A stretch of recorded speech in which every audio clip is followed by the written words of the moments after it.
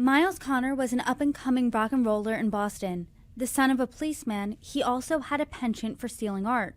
For years, he was in and out of trouble for his heists and seemingly managed to get himself out of serving serious time. But after being caught red-handed with stolen paintings, he knew this was a jam that would almost be impossible to get out of.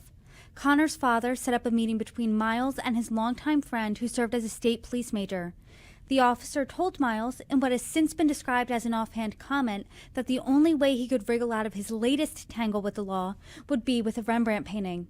From there, the wheels began turning and Connor planned and executed his most important ruse yet, stealing a Rembrandt from Boston's Museum of Fine Arts, a bargaining chip to reduce his impending sentence.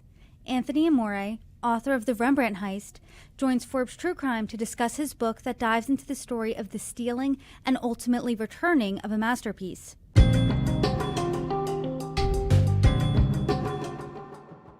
Hi everybody, I'm Brittany Lewis, the host of Forbes True Crime.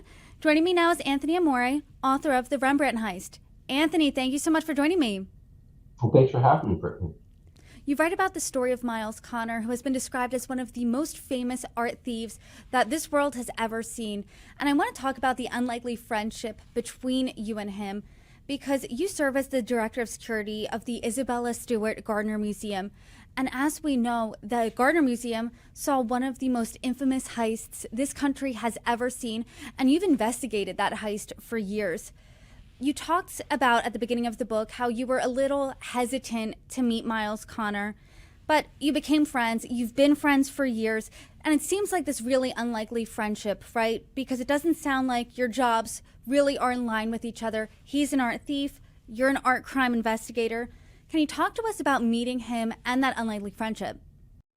Well, sure. I go back early in my career, back to around 1991. I remember one of the first great true crime books I ever read was a book called Hunter by John Douglas.